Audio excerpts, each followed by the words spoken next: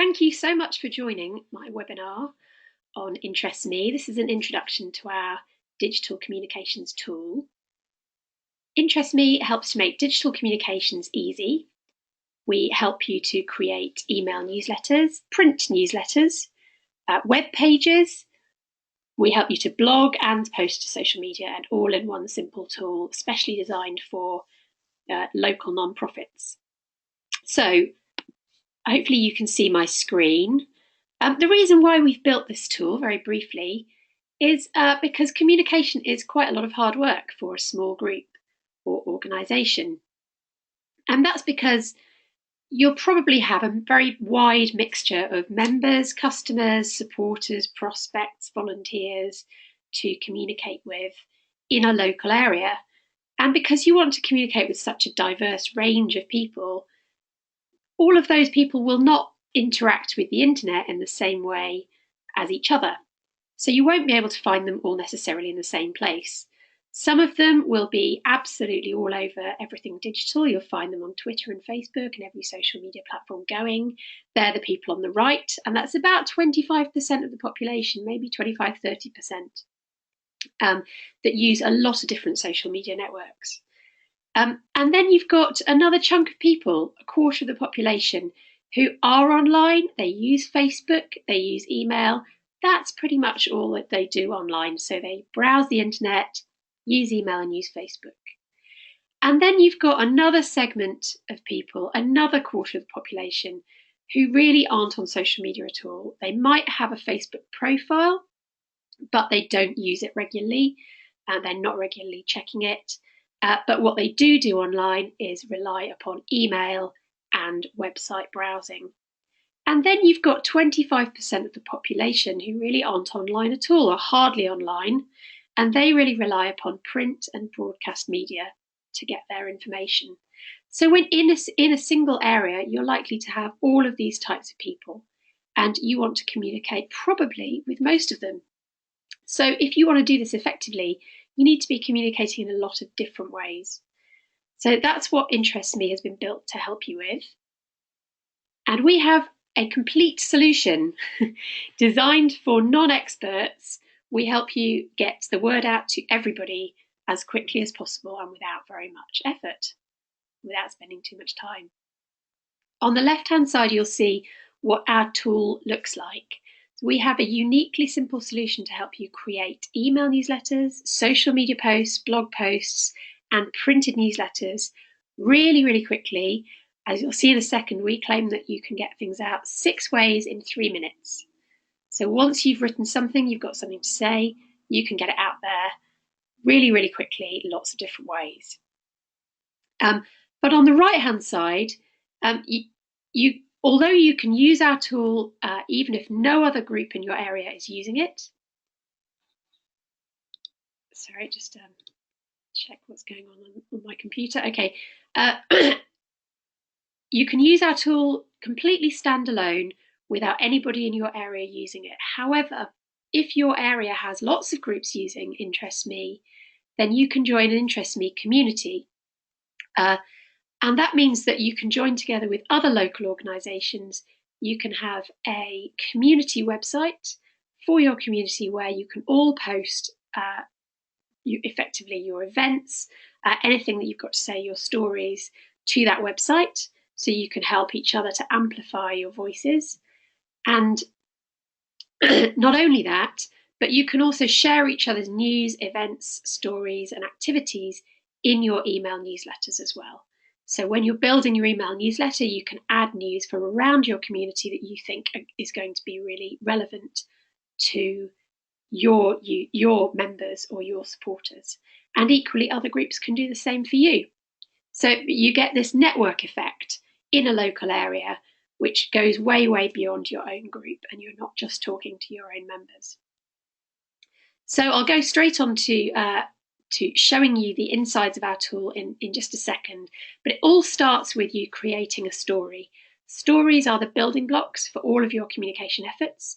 It can be a piece of news, it can be an event, a bit of information, it can be as long or as short as you want, it can have an image or it can not have an image. Think of it as perhaps similar to a Facebook post if you're used to Facebook, or it could be like a tweet, except it can be much longer than a tweet if you want it to be. Other members of your team can also write stories, so this doesn't have to be just you on your own writing stories for your organisation. You can invite other members of your team to do exactly the same thing. And then you can use that story in multiple different ways. This is the final slide before I get onto the actual demo.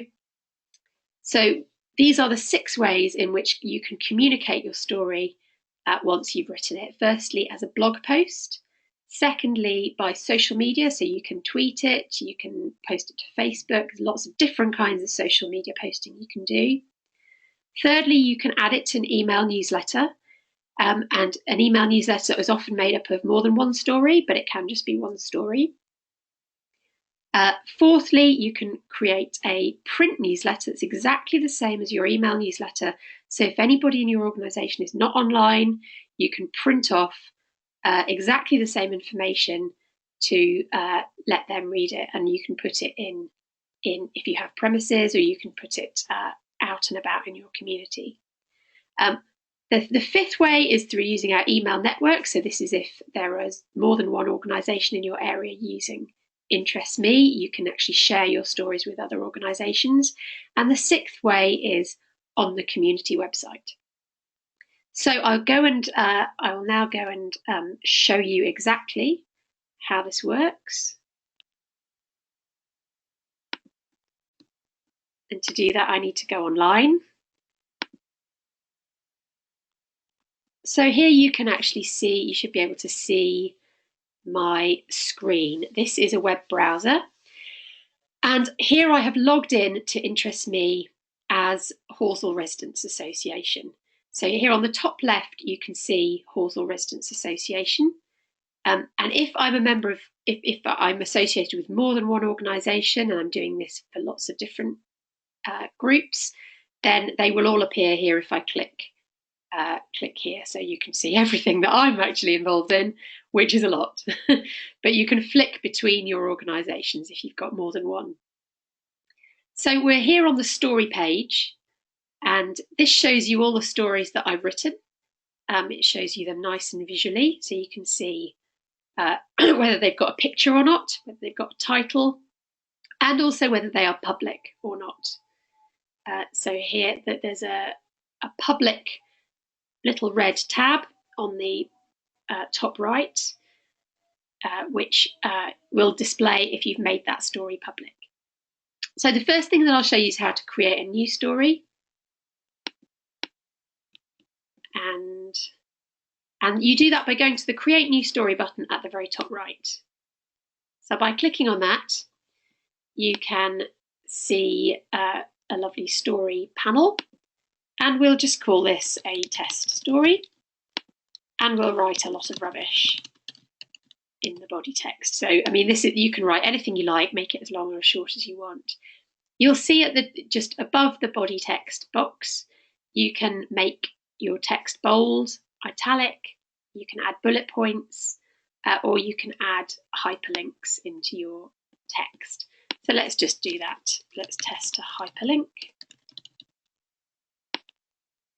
So do that by writing something, selecting it, going to this link button at the top right, inserting a link, and then let's send people to the interests.me webpage.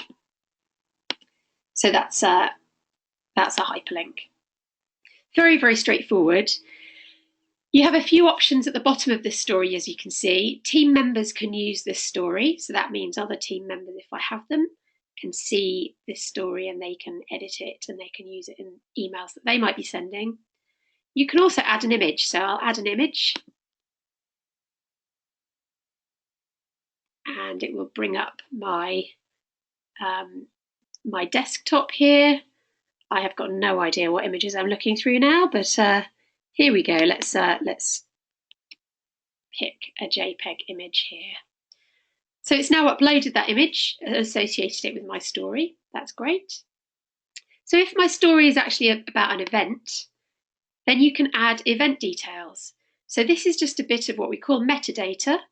which attaches to your event, and it means that we can slot it into an events calendar on the community website. So here we go. I will pretend this is an event that's happening on Saturday at 10 a.m. You've got the option to repeat this event weekly or monthly, and then it will create multiple instances of the event. And also, if the event is organised by somebody else other than your organisation, you can change the event organiser. But this is let's say this is created by this organisation. And if there's a sign-up link, for instance, if there's an Eventbrite link or any place where they can get tickets online, then you can add that link in here. I won't do that, so we've made it an event. The final thing that I can do is publish and share it. So if I want to make this public online and share it with the world, I can add some tags to it. I might want to say it's a volunteering event about hobbies and mental health. There we go. As soon as I save it, you will see that it will be there on my desktop with the other stories. You'll see it's already public. I've already published it. So I'll show you what this actually means in reality. By clicking on the public red link, we can go to its unique page on the web. So this now has a unique page that you can link to. You can see that the story's there, a lot of rubbish with a hyperlink. You can see that it's an event, so it's telling me when and where it is.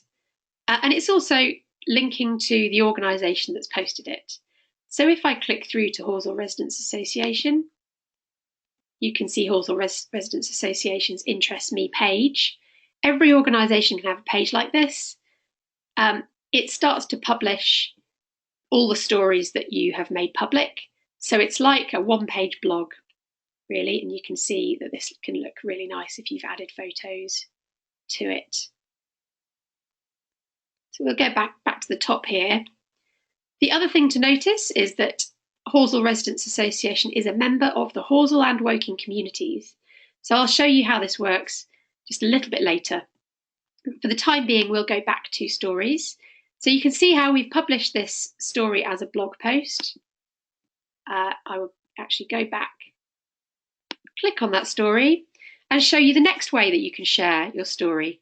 You'll see that there are all these sharing buttons here on the right: Facebook, Twitter, Pinterest, LinkedIn, Tumblr, and email. So anybody who comes to this page can actually share this story on social media. And you can do that too. So a great thing to do once you've created your blog post is to click on Facebook if you are a Facebook member.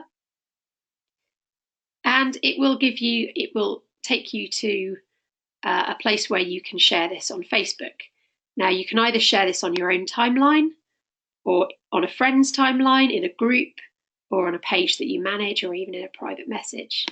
So you can also introduce it. Now, even though it's not actually showing my picture here, I'm not quite sure why that's happening. It occasionally doesn't show it as I share it, but when it's shared, it will show the picture as well. It will always look good on social media. I won't actually share it because it's a test story.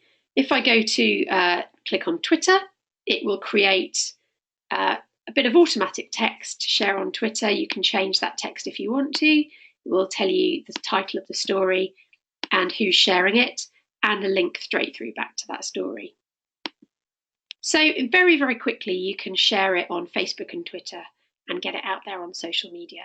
And if you want to, other members of your team can also share it on Facebook and social media. So even if you are not yourself a Facebook user, you can get other people to share it on social media for you. So that's number 2 way of sharing. Number 3 way is email newsletters. So I'll show you how our mailing lists look. Here in the back end, if I click on mailing lists at the top, you can see all of the mailing lists that the Horsell Residents Association has uploaded or created. And you can also see I've only got access to 2 out of the 6 of them. I've got access to HRA members and a combined list for 2 different organisations. So because I'm not on the board or the committee, I don't have access to those lists. And you can control who has access to different mailing lists within your team. So if I was to click into these mailing lists, you would see the members of the mailing list. I won't do that for privacy purposes, but it's extremely easy to create a new list. You just need to name it, describe your list, decide which team members can manage the list. So these are the team members that I might want to allow to manage the mailing list with me. And also decide on a reply email. So anybody clicking to reply to the emails that get sent, the replies will go to this email address. And finally, the important thing to decide upon is whether you want to allow members of the public to join this mailing list.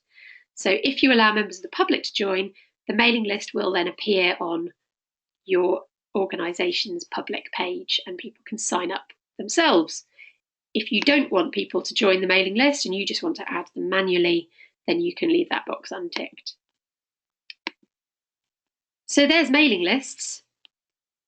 And when I go into emails at the top, you can see all of the emails that I've sent or that somebody from the team has sent.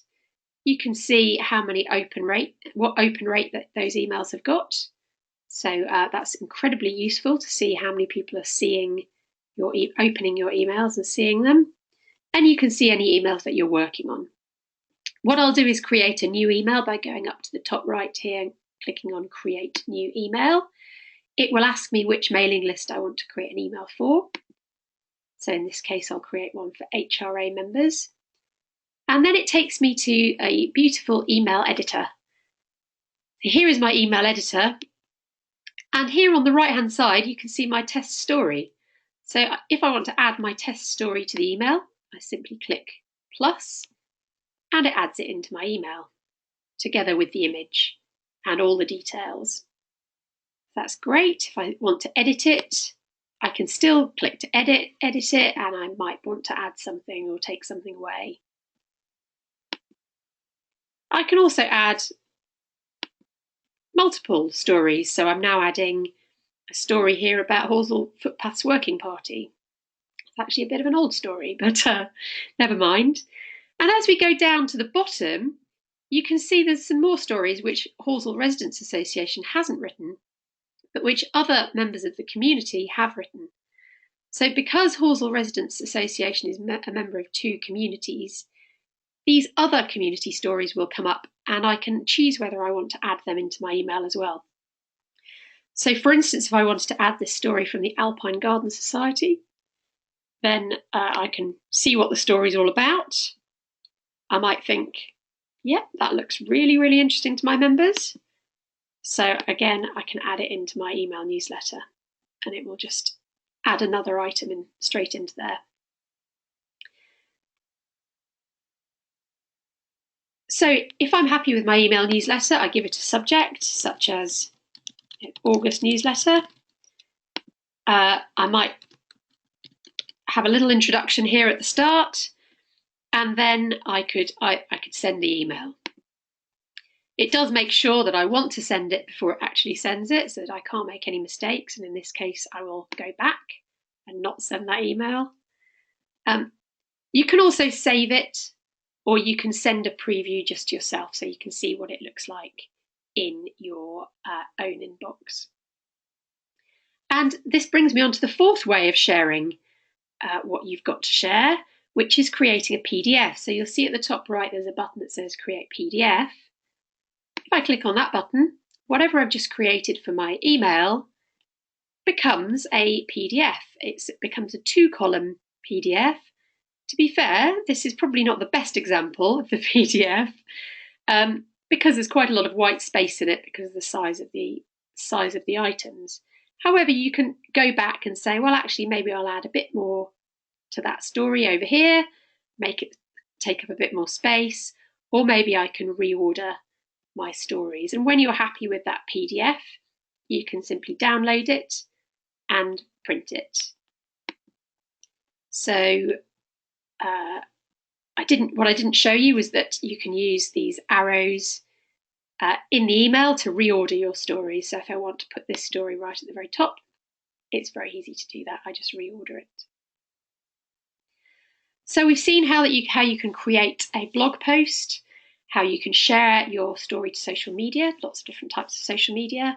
You can put it into an email newsletter and send it. And you can also create a print newsletter. Now we come on to the email network, which I've actually already shown you, because any stories that you've made public, if you are a member of a community, they will appear for other groups in the community when they create their email newsletters. So your stories could be being shared by other groups all using this service. It very much depends how relevant your story is to that group. And that's why it's important to mark your story with the right tags so that you're categorizing your story in the right way. And then if you are a cinema club, for instance, your story will come up right at the top for other film clubs or anything to do with film, for instance. The final thing to show you is this community tab at the top. This tells me which communities my organisation is part of. So in this case, Horsell Residents Association is a member of the Horsell and the Woking communities. And you can have a look at which organisations are also belonging to the same community.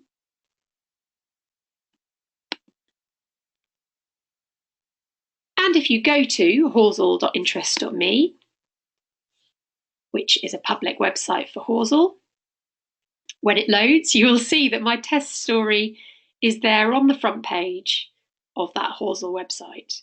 And also you'll see that because it's an event, if you look at the right-hand side at the What's On calendar, you'll see that at 10 a.m. on Saturday, we have that test story as an event in the events calendar. And so as a small or a large community, you can build up this community page, and this can start becoming a really useful resource for local residents. You can see that there's news here. We've got community news. We've also got business news, which doesn't have anything in it right now. And we've got a directory of organisations that belong. So any visitor to this Horsell Interests Me site can easily see what's going on with, say, Horsell Adventurers Beavers, for instance, which is one of the organisations. So you can see here, Horsell Adventurers Beavers has used Interest Me to create a few stories and to post them. And then you can go back to the community website. Not just anybody, so you can't create a community website through the system. We have to actually create that. So if you want to create a community website where you live, just get in contact with us, let us know where you live and who might be the right group to curate it. Curating one of these sites is really just as simple as acting as the gatekeeper for organisations coming into the site. So really, there's not very much else to do. You just have to make sure that people don't enter the site and join their organisation if they don't belong to your area, and if they're sort of saying anything that you're using the service inappropriately. So that's really the only bit of management you need to do. So that's it. To recap, I'll go back to my PowerPoint. I should be able to go back to my PowerPoint.